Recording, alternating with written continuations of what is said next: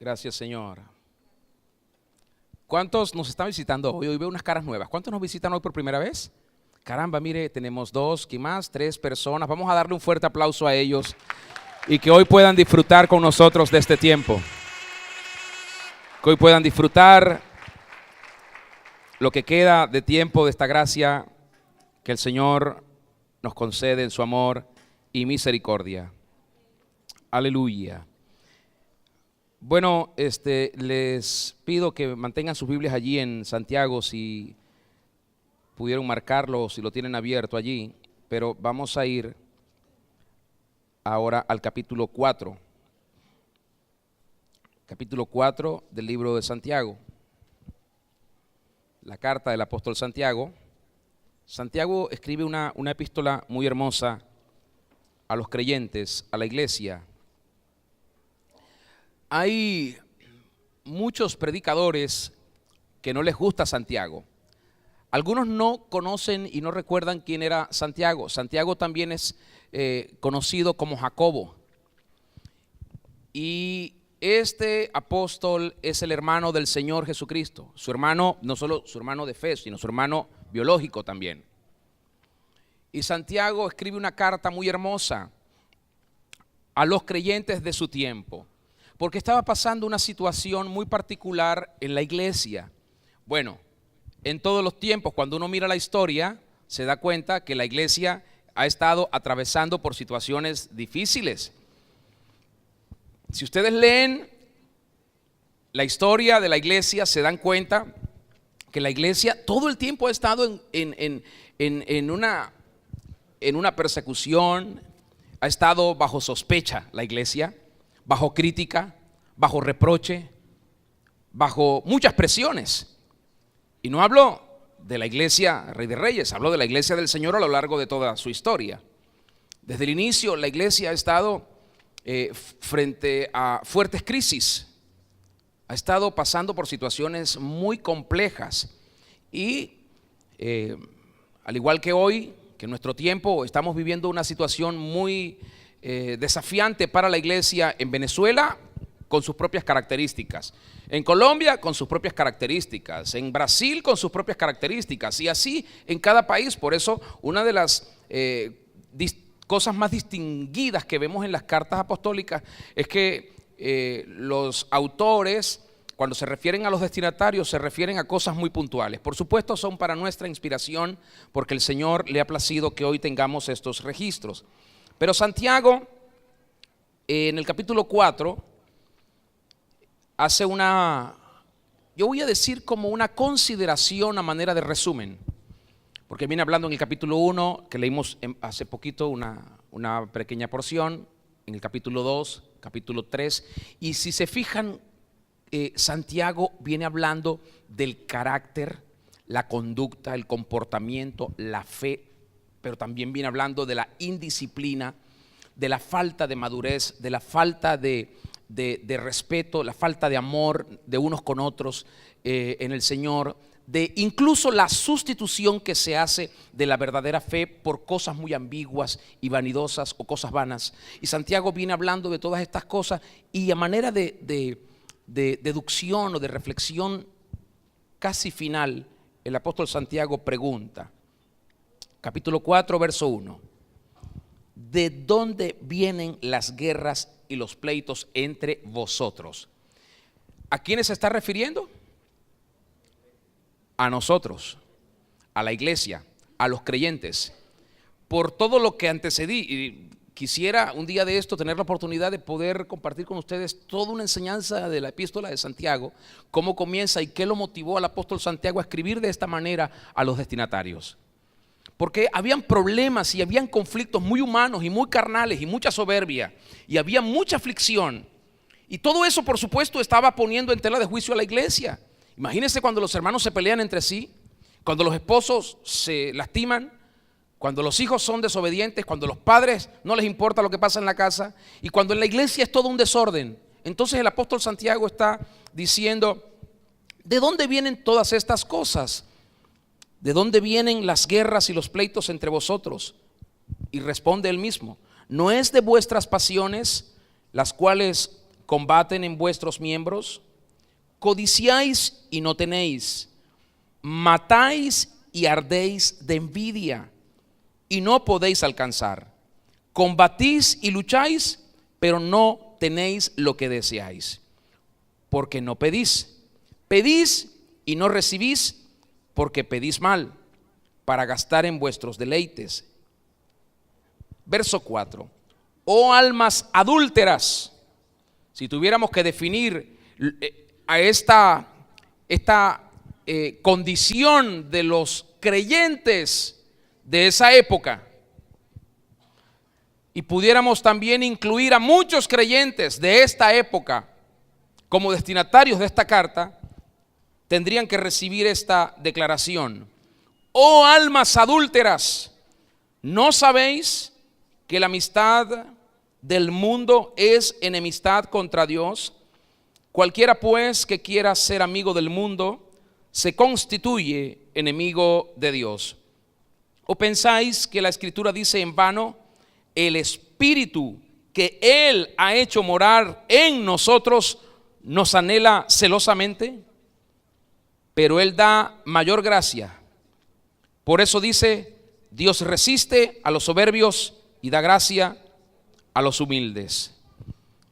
Santiago le está hablando a los creyentes de una situación moral, o más bien inmoral. El apóstol Santiago está poniendo de relieve una inmoralidad en la vida de los creyentes. Pero no es una situación física, es una situación interior. Siendo que en estas personas hay adulterio,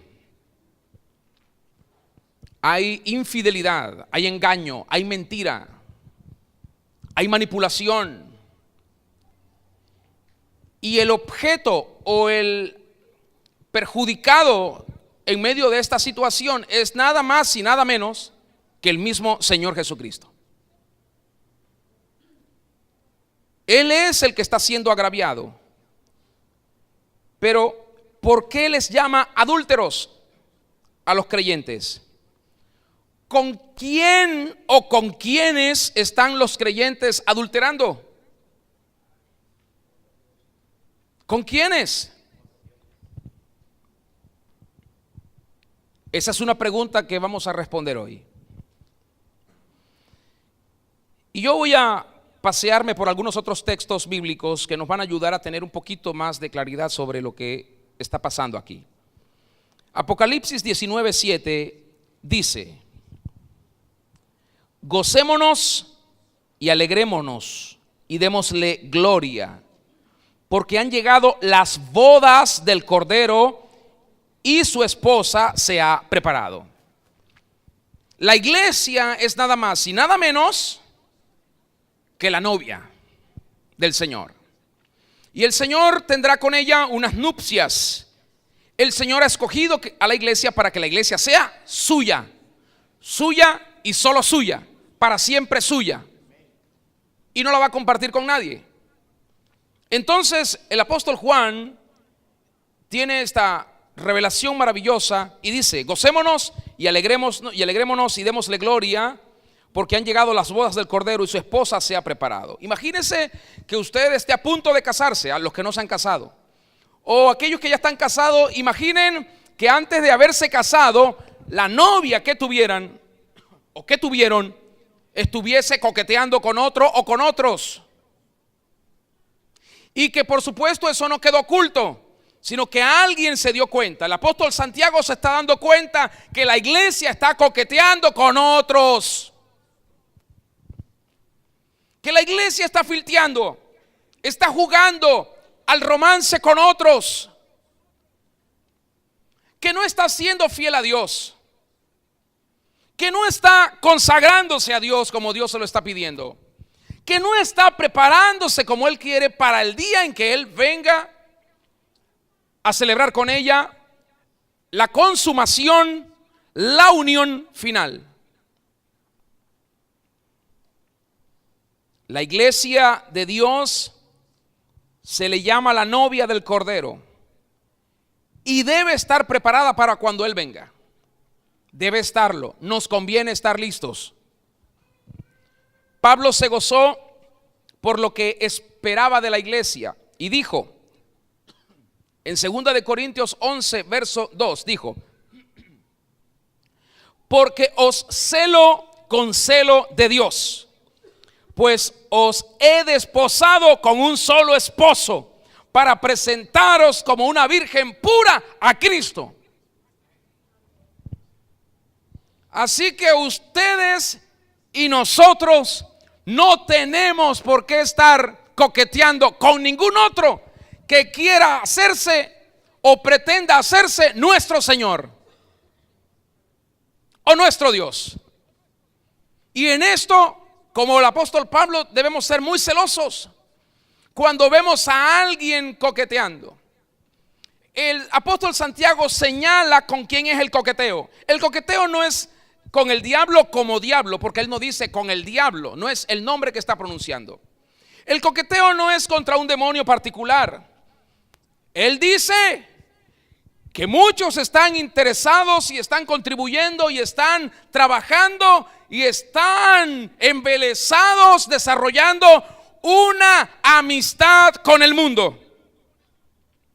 Por supuesto que al referirse al mundo no se está refiriendo al cosmos, a la creación, a las plantas, a las montañas, a los ríos. No se refiere a eso.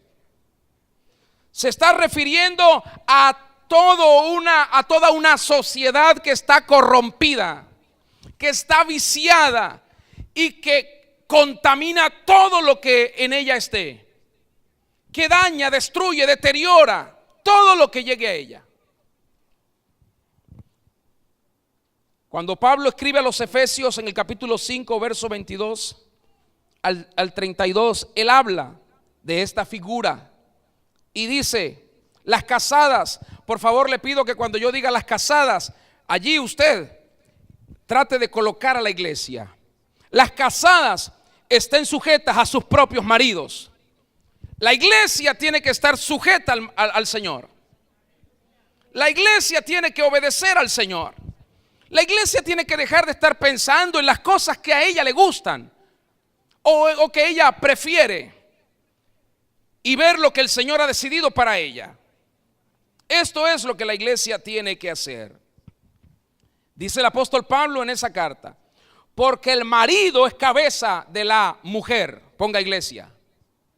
Porque Cristo es la cabeza de la iglesia y la iglesia es su cuerpo.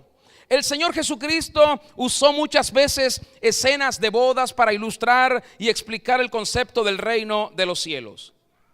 Tal vez para el Señor las bodas, la unión que hay entre un varón y una mujer, esa consumación, esa compenetración tan profunda, es lo más intenso que puede haber entre Cristo y su iglesia. Pero todavía muchos no han llegado allí. En una ocasión el Señor contó la historia de una fiesta de bodas para explicar el reino de Dios, y dijo así en Mateo 22 del 2 al 14. Él dijo: el reino de los cielos es semejante a un rey que hizo una fiesta de bodas a su hijo. ¿Acaso no es lo mismo que nos está pasando? ¿No está una fiesta en plena preparación? ¿No hay unas bodas en pleno desarrollo? Dice: envió a los siervos a llamar a los convidados a las bodas, mas estos no quisieron venir. ¿A cuántos está invitando Dios? A todos. ¿Cuántos todavía no quieren venir? El tema es que algunos quieren venir como les provoque. Mire lo que pasa aquí. Volvió a enviar a otros siervos diciendo: decid a los convidados: he aquí he preparado mi comida, mis toros, animales engordados han sido muertos y todo está dispuesto, venid a las bodas. Mas ellos, sin hacer caso, se fueron, uno a su labranza y otro a sus negocios, y otros tomando a los siervos los afrentaron y los mataron. Al oírlo el rey se enojó y enviando su ejército destruyó a aquellos homicidas y quemó su ciudad. Entonces dijo a sus siervos: las bodas a la verdad están preparadas, mas los que fueron convidados no eran dignos. Ah, bueno, pero él los convidó. Él sabía que no eran dignos, pero él los convidó. Dice luego: Id pues a las salidas de los caminos, llamad a las bodas a cuantos halléis. Y saliendo los siervos por los caminos, juntaron a todos los que hallaron, juntamente malos y buenos. Mire esto, a todo, porque todo, ¿qué quiere decir todo? Y las bodas fueron llenas de convidados. Y entró el rey para ver los convidados y vio allí a un hombre que no estaba vestido de boda. Dile que está a tu lado, no puedes ir a las bodas como quieras. Dile, hay un protocolo. Hay mucha gente que no le gustan los protocolos y creen que en el reino de Dios no hay protocolo, pero en el reino de Dios hay protocolo. Entonces el rey le dijo, verso 12, amigo, ¿cómo entraste aquí sin estar vestido de boda? Mas él enmudeció. Entonces el rey dijo a los que servían, atadle de pies y de manos y echadle en las tinieblas de afuera, allí será el lloro y el crujir de dientes, porque muchos son llamados y pocos escogidos. El Señor dijo en Lucas 12, 35 al 40, estén ceñidos vuestros lomos y vuestras lámparas encendidas. Y vosotros sed semejantes a hombres que aguardan a que su Señor regrese de las bodas, para que cuando llegue y llame le abran enseguida. Bienaventurados aquellos siervos a los cuales su Señor cuando venga halle velando. De cierto os digo que se ceñirá y hará que se sienten a la mesa y vendrá a servirles. Imagínense esto. A los que estén siendo fieles y permanezcan fieles, el mismo Señor promete que Él les servirá. Él les servirá. Él es el rey, pero Él quiere servir a sus fieles. Aleluya. Y aunque venga a la segunda vigilia, y aunque venga a la tercera vigilia, si los hallare así, bienaventurados son aquellos siervos. Pero sabed esto, que si supiese el padre de familia a qué hora el ladrón había de venir, velaría ciertamente y no dejaría minar su casa. Vosotros pues también estad preparados, porque a la hora que no penséis, el Hijo del Hombre vendrá. Santiago le está hablando a todos los creyentes que aman al mundo, que aman este mundo. Insisto, no el cosmos, no la creación. Hablo de la sociedad corrupta que está hoy. Hablo de los sistemas que hoy imperan y que controlan esa sociedad. Les estaba explicando el otro día que cuando Dios quiso venir a transformar a las personas, Dios no pensó ni pretende tampoco transformar la sociedad que ya se perdió. Esa sociedad no. El Señor Jesucristo, cuando vino, no pretendió cambiar a los reyes de su tiempo ni a los gobernantes de su tiempo. El mensaje de salvación y la esperanza la trajo para todos, pero Él sabe lo que cuesta que un rico entre al reino de Dios. De modo que el Señor, ¿qué fue lo que hizo? Dejó esa sociedad corrupta allí y estableció su reino. Por eso dijo, el reino de los cielos se ha acercado. El reino dejó su reino como un nuevo modelo de sociedad para que las personas vean que sí se puede vivir distinto. Por supuesto, no dentro de la sociedad corrupta, sino en la sociedad del reino de Dios, donde hay justicia, santidad y verdad. Pero muchos quieren creer en Dios, obedecer a Dios, servir a Dios, todo eso entre comillas, pero seguir bajo los sistemas corruptos que imperan en este mundo. Y no quieren vivir su vida en los términos de la sociedad del reino de Dios. Así que hay dos sociedades que están en pleno desarrollo, que ejerce una presión sobre la otra y esta presión sobre aquella también. Porque el reino de Dios está avanzando contra las tinieblas y Dios nos ha enviado para tratar de sacar de esos sistemas personas que están condenadas y que están perdidas y que cada día no tienen más esperanza. Y Dios nos envía para sacarlos, no para transformarlos y dejarlos ahí, porque eso sería un gran engaño. Sacarlos de ahí y traerlos y plantarlos en el reino de Dios. Y como nuevas personas, luego que sirvan para hacer el mismo trabajo. Dios nos envió como ovejas en medio de lobos. Dios nos envió a un sistema que es muy perverso, violento, malvado, implacable y cruel. Pero no para que vivamos allá, sino para que saquemos a los que están allí de esas prisiones y los traigamos al reino de la luz y al reino de la vida. Santiago le está hablando a los cristianos, que muchos dicen, yo soy cristiano. Bueno, si usted se cree cristiano, con usted es esto. Pero Santiago le está hablando a los hijos de Dios. A los hijos de Dios. Y le dice, si tú eres hijo de Dios, si tú eres hija de Dios, tú no tienes por qué amar esos sistemas. No tienes por qué dejarte someter por esos sistemas. Y mucho menos dejarte corromper por esos sistemas. Porque terminarás perdiéndote. Terminarás siendo infiel a tu Señor. Serás reconocido en el día del juicio como un alma adúltera. Eso es lo que está diciendo el apóstol Santiago. ¿Sabe lo que pasaba con estos hermanos? Lo mismo que pasó con usted, lo mismo que pudo haber pasado conmigo, con cualquier otro creyente en el mundo. Al principio de sus vidas en el Señor, escuche, al principio de sus nuevos nacimientos, su fe era una fe ferviente. Oraban, no querían perderse un solo servicio, un culto, una palabra. Querían estar en todo, querían servir. Al principio eran fuertes en la fe, estaban firmes contra la maldad, no querían contaminarse, no querían dejarse corromper, pero al principio estaban dispuestos a sufrir cualquier cosa por la causa de Cristo. Esto era lo que habían vivido estos creyentes, al igual que usted. Pero cuando la oposición se levantó, cuando la persecución se avalanchó contra la iglesia, entonces los creyentes se debilitaron en su impulso. Y al pasar el tiempo, ¿sabe lo que hacían los creyentes? Lo mismo que hacen muchos creyentes hoy. Se inventan excusas para fallar en su firmeza, para claudicar. Se inventan excusas para no ser fieles, para no obedecer a Dios. Se inventan excusas para no simplemente creer y para vivir para el Señor. No, se inventan excusas. Es que yo no puedo. O como decía el maestro ayer, es que yo soy así. Se inventan excusas. Es que no tengo la capacidad de cambiar. Es que Dios sabe.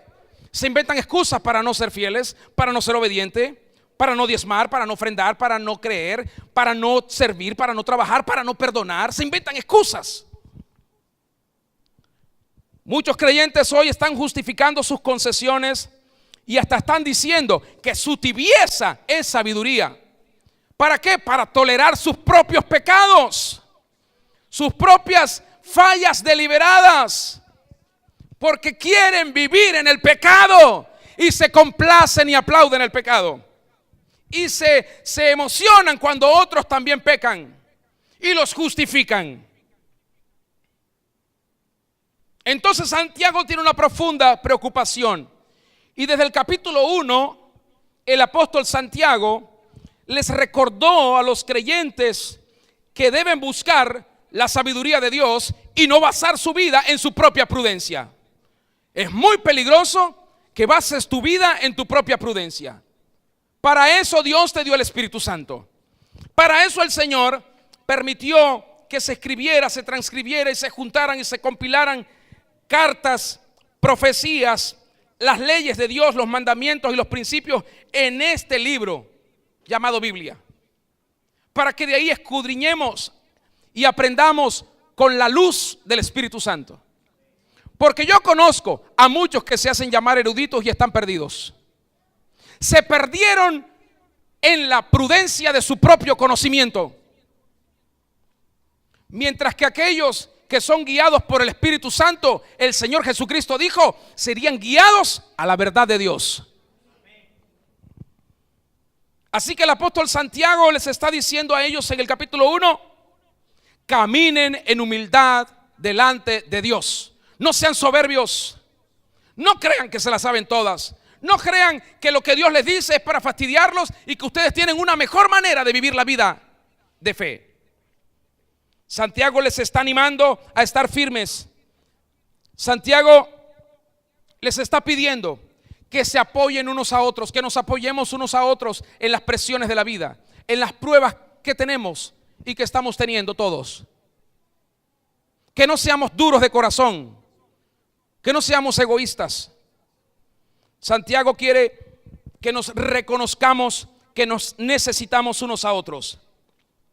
El apóstol Santiago está escribiendo inspirado por el Espíritu Santo y está diciendo que hoy en día hay una necesidad grande en la iglesia y es la necesidad de ser fieles a Dios. Esa es la más grande necesidad. No ser fiel al hombre, no ser fiel a la esposa o a los hijos o al jefe, ser fiel a Dios. Esa es la más grande necesidad. Porque el que es fiel a Dios puede ser fiel a la esposa y a los hijos y al jefe y a todo. Pero el que no le es fiel a Dios no le puede ser fiel a nadie. Yo sé que este no es un mensaje que les emociona mucho, pero es un mensaje que les edifica más de lo que ustedes creen. Debemos ser fieles a Dios. Esa es nuestra mayor necesidad. El Señor está usando al apóstol Santiago para decir a los creyentes: tenemos que depender absolutamente de Dios, de su Espíritu, de su palabra. No de nuestras propias fuerzas, no de nuestra propia sabiduría, no de nuestros propios recursos. Por eso dice allí que los ricos, muchos de ellos se perderán. Santiago hace algo extraordinario. Él deja ver, escúcheme, Santiago deja ver que muchas personas en su tiempo conocían los principios de Dios. Santiago deja ver que muchas personas en su tiempo conocían los mandamientos de Dios. Santiago no oculta el hecho de que habían muchos maestros en su tiempo. Muchos de ellos predicaban a Cristo, predicaban la resurrección, el perdón, el amor. Santiago lo está dejando ver. Y en el capítulo 2,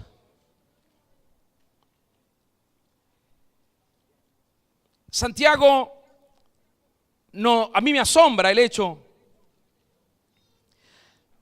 de que no es que sea malo el hecho de que muchos sepan la ley de Dios, los mandamientos de Dios, los principios de Dios. Escúcheme bien, por favor.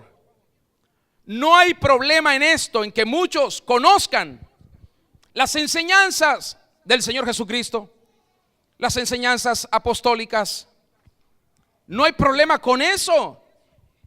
Santiago está diciendo, hay muchos maestros que están hablando y enseñando, pero hay un problema con lo que están enseñando, que no lo están viviendo. Lo que están enseñando no lo están haciendo carne. Entonces eso no es un testimonio. No hay vida en lo que se enseña. Solo hay condenación y muerte. Solo hay condenación y muerte. Algo es mejor que lo viva. Porque si yo creo en algo y lo enseño, me estoy haciendo mentiroso y estoy siendo un fraudulento para el Señor y para quien me escucha. Por eso el Señor exhorta que nadie tenga más alta estima de sí de la que debe tener. No hay problema en que tú sepas Biblia. No hay problema en que tú conozcas hebreo o griego, arameo o lo que quieras. No importa que tú sepas de exégesis o de hermenéutica o de homilética. No importa eso. Lo más importante es si eres capaz de vivir cada cosa que estás aprendiendo del Señor. Porque si no eres capaz de vivirlo, igual te puedes ir al infierno. Porque Jesús, el Señor, el Rey, le dijo eso a sus discípulos. Todo lo que, refiriéndose a los fariseos, le dijo, todo lo que ellos enseñan a los escribas, todo lo que ellos están diciendo es verdad. Óiganlo y hagan lo que ellos dicen, pero no vivan como ellos viven. Porque enseñan las cosas, pero no las cumplen, no las hacen. Enseñan los principios, los mandamientos del Señor, pero son hipócritas, les decía el Señor. Y no solo se los dijo a los discípulos, se los dijo a ellos. Ustedes son hipócritas, se los dijo. Los llamó sepulcros blanqueados, generación de víboras. Debido a esta necesaria transformación, el Señor está usando al apóstol Santiago para que pacientemente les enseñe a los creyentes que no deben tener preferencia por los hermanos, que nadie se debe considerar mejor que otro. El apóstol Santiago estaba haciendo una demanda urgente. Él estaba diciéndoles: es urgente, hermanos, esto que les voy a decir. Es urgente que ustedes se evalúen. Evalúense. Evalúense. De lo contrario, ustedes no están viviendo el verdadero evangelio. Evalúense. Porque había mucho chisme, criticadera, desobediencia, rebelión, rechazo, egoísmo, ego, orgullo, soberbia, indisciplina. Se estaban mezclando entre los maestros de ese tiempo las palabras humanas que son bonitas y que querían endulzarse con los principios de Dios, pero Dios los estaba rechazando. Y Santiago está escribiendo por eso. Y yo entiendo que por eso es que muchos no aceptan al apóstol Santiago y su carta. Muchos no lo aceptan. Y hablo de predicadores que no lo aceptan.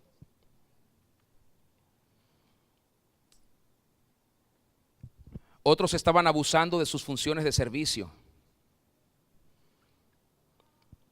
Y no estaban actuando con compasión.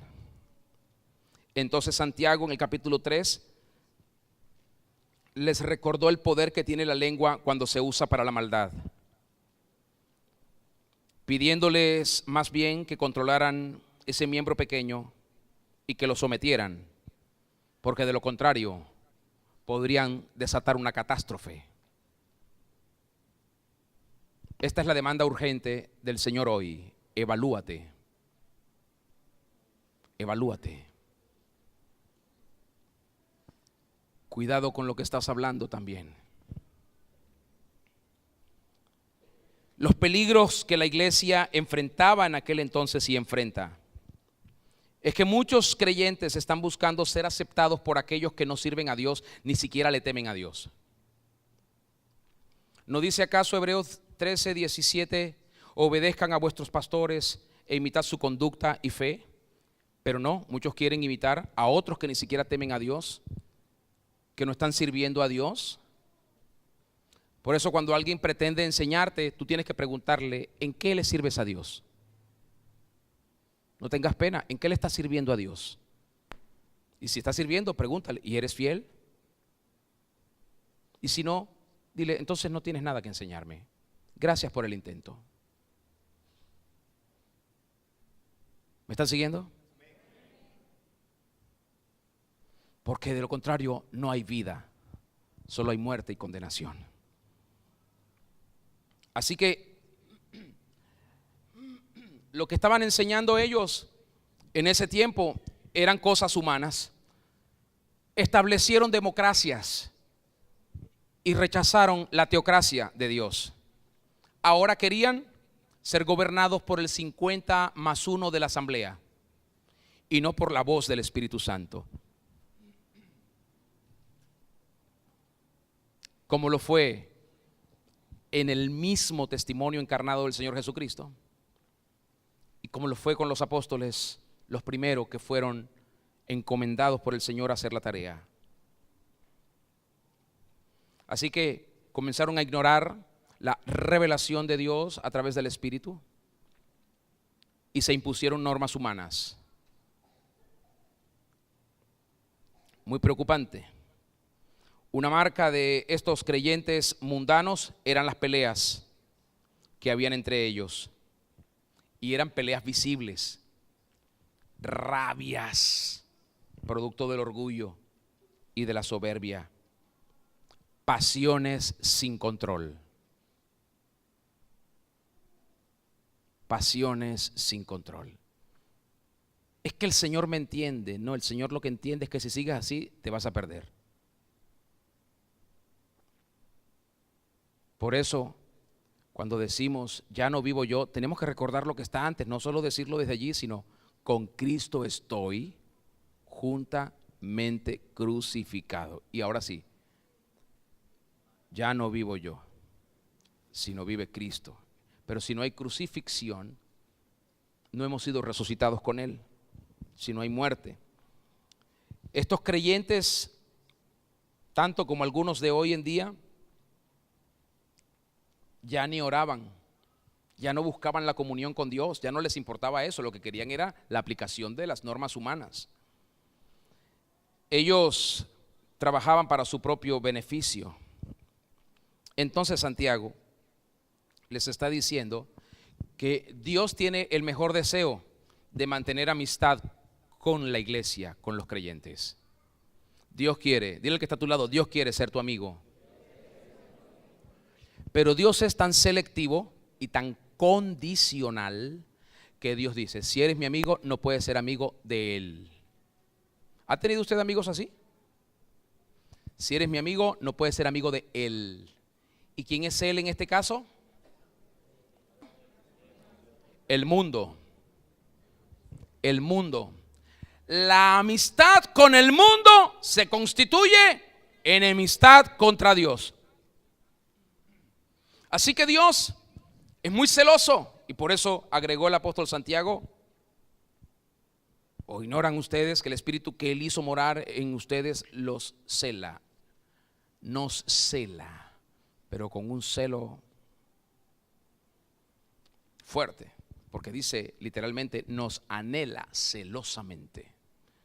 Somos para Él porque no solamente somos un amigo o una amiga, somos, no perdamos de vista esto, somos su prometida. Somos con quien Él va a pasar el resto de la eternidad.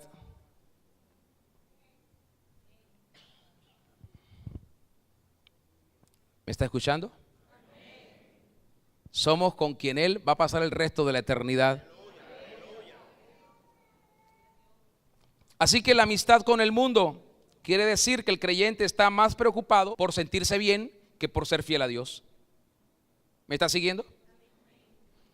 Amistad con el mundo quiere decir que la iglesia está dispuesta a hacer lo que sea con tal que la gente la acepte y se sienta bien con ella.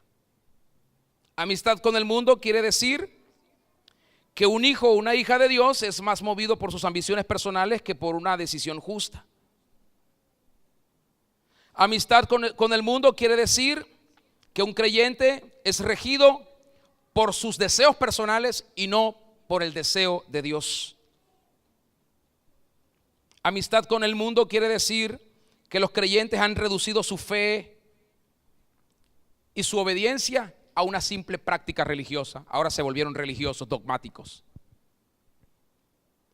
Amistad con el mundo quiere decir que una iglesia ha comenzado a discriminar, asignándole diferentes valores a los hermanos en la fe. Este es más importante que este, ella vale más que ella, no, me gusta más aquel, no, aquel no. Amistad con el mundo quiere decir que algunos dentro de la iglesia tienen una falsa y elevada opinión de sí, más de lo que deben tener. Amistad con el mundo quiere decir que los creyentes han empezado a sustituir la intimidad con Dios por rituales que satisfacen la apariencia externa. Eso es lo que les hace sentir mejor. Amistad con el mundo quiere decir que la iglesia se cree parte de esa sociedad corrupta y no de una sociedad santa.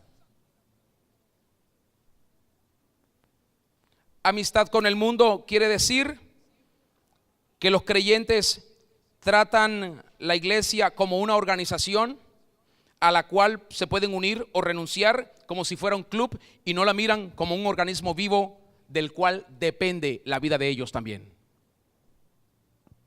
Porque el que se separa del cuerpo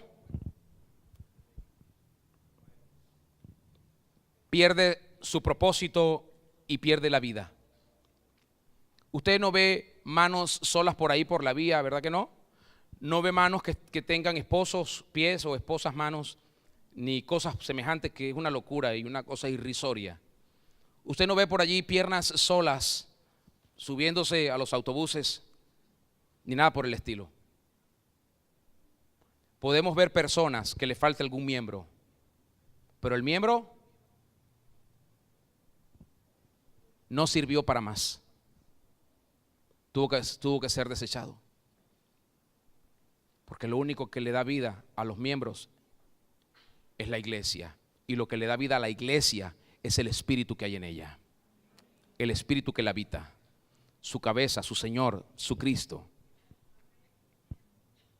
Amistad con el mundo quiere decir que los creyentes usan su lengua como un arma en lugar de usarla como una herramienta para edificar y para consolar, para corregir en justicia, para guiar y para direccionar. Amistad con el mundo quiere decir que un creyente defiende sus errores, sus pecados, sus faltas, sus calumnias, sus chismoserías como su derecho. Amistad con el mundo quiere decir que algunos se reservan el derecho de obedecer cuando les da la gana. Amistad con el mundo quiere decir que algunos se reservan el derecho de amar a quienes prefieren. Amistad con el mundo quiere decir que algunos se reservan el derecho de perdonar solo a los que a ellos les gusta o prefieren. Todas estas evidencias son las que señala el apóstol Santiago en toda su carta, para decir, están en peligro de perderse. Si pudiéramos enfocarnos en lo que empezó tal declive, tal deterioro,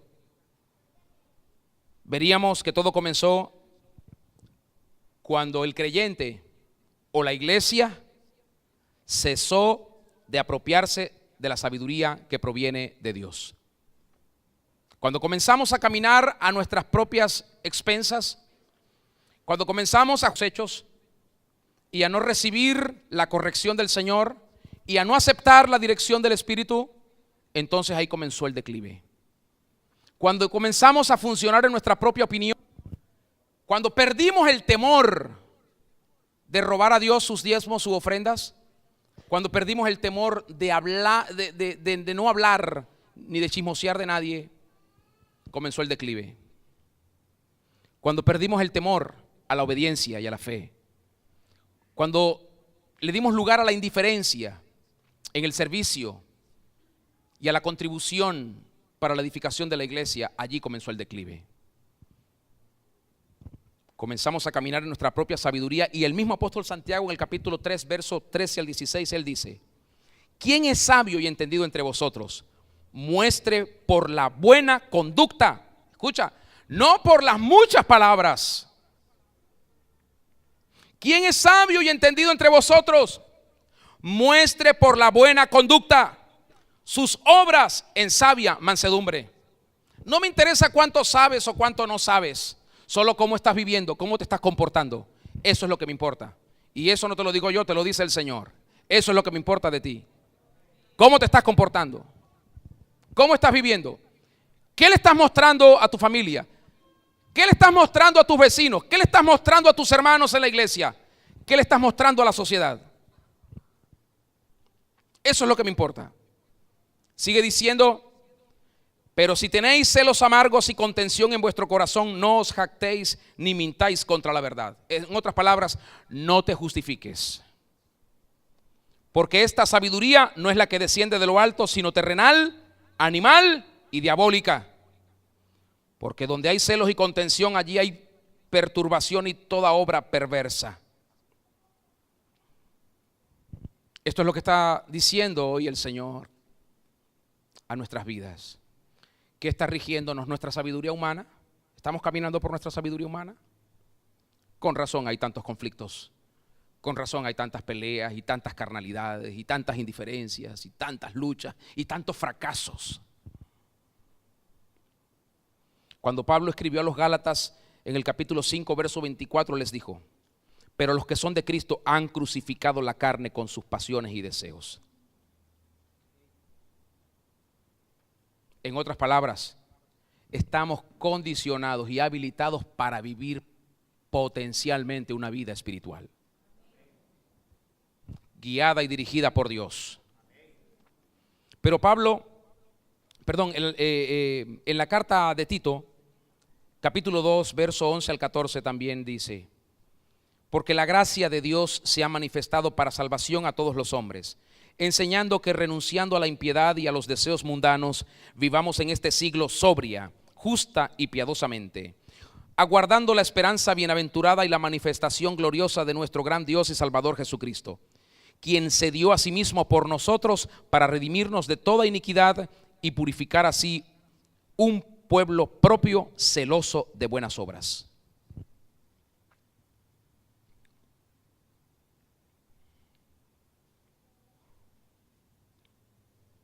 Así que a Dios le importa mucho cómo estamos viviendo. No lo que estamos leyendo, no lo que sabemos, cómo estamos viviendo.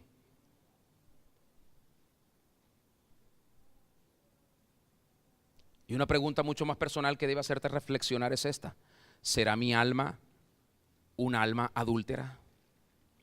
¿Será tu alma un alma adúltera?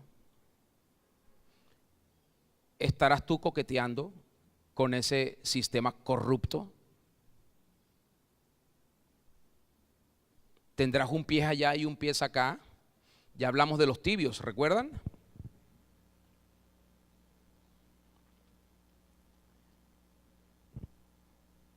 Así que cuando un creyente,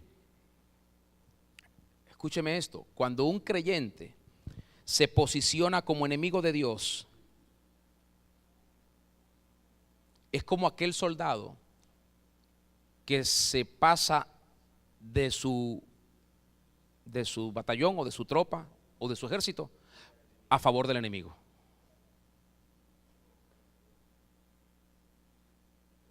Cuando un creyente se posiciona en enemigo de Dios, es porque se pasó de bando, ya no pertenece a Dios, no tiene el Espíritu de Dios, renunció a Dios y ahora decidió que el diablo sea su señor.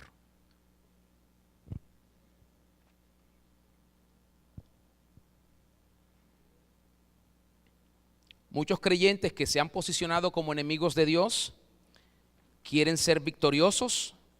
Mire esto, qué ironía y qué contradicción. Muchos creyentes que ya se posicionaron como enemigos de Dios quieren ser victoriosos en un ejército que ya fue derrotado y condenado.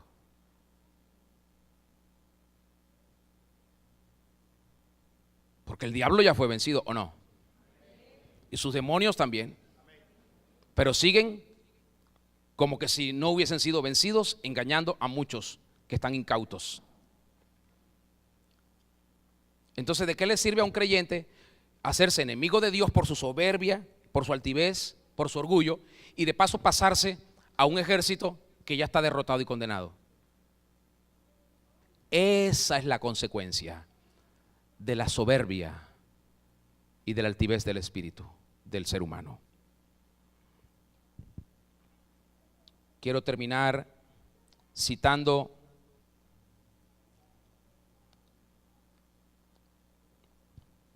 lo que está escrito en el Evangelio de Juan, capítulo 3, verso 18, que dice: el que en él cree no es condenado, pero el que no cree ya ha sido condenado, porque no ha creído en el nombre del unigénito Hijo de Dios. Tal vez hoy has llegado a la triste conclusión de decir: he sido un alma adúltera.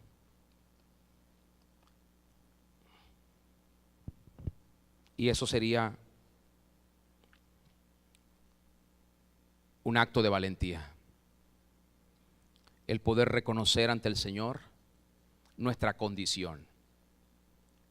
Me he posicionado como un enemigo de Dios. Tal vez puedas llegar a esa conclusión, tal vez llegaste a esa conclusión. Tal vez hoy te has dado cuenta que un día quisiste ponerte en el bando que ya fue derrotado y condenado. Pero esta palabra y esta reflexión y esta impartición no es para condenación. Yo no te condeno, Dios me libre de hacerlo. Dios tampoco te condena, pero si no obedeces al Señor, tú te condenarás a ti mismo. O tú te condenas a ti mismo, a ti misma. Tal vez no le conoces. Tal vez nunca le has dado a Dios la oportunidad de ser el Señor de tu vida. Bueno, este es un gran día para tomar esa decisión. Por eso quiero invitarte. Si hoy quieres entregarle tu vida al Señor Jesucristo, yo quiero invitarte que vengas. Voy a orar por ti. Y si también eres de aquellos que hoy están reconociendo, mi alma fue adúltera, pero hasta hoy yo creo que Dios quiere reconciliarse contigo en una amistad llena de amor y de perdón. Así que yo quiero invitarles a aquellas personas que hoy